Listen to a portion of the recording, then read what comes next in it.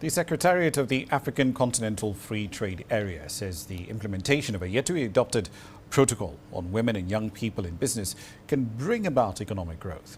At a three-day conference in Dar es Salaam in Tanzania, female entrepreneurs from across the continent are being given the tools and knowledge that they need to navigate this trade zone and raise their income levels. CGTN's Isaac Lucando has the details.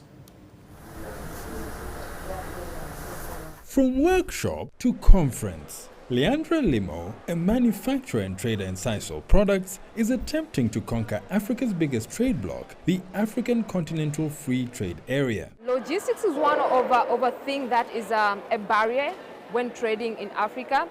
I've encountered it several times personally when exporting products to some countries whereby it's not easy to actually get the product there, and where some countries I was told, okay, these we cannot ship there, maybe you're supposed to ship to another country, and then the products are supposed to get from that country to another country.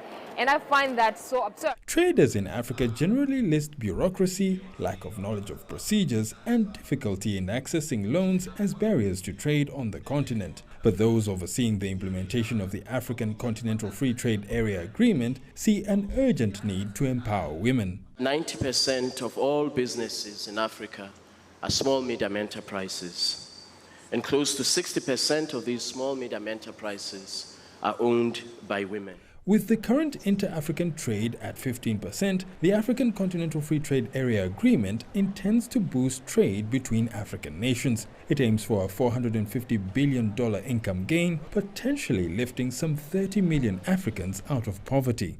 For many businesswomen in Africa, trading with other countries on the continent presents a host of challenges. With the necessary know-how and network provided at this conference, they hope to overcome barriers to trade and grow their businesses.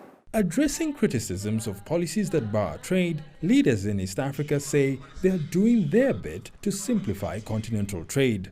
The East African community, in empowering women economically, has established a simplified trade system for cross-border trade, especially for small-scale traders along borders. The system allows for trade in goods that do not exceed $2,000 in value to cross borders after following a few customs negotiations.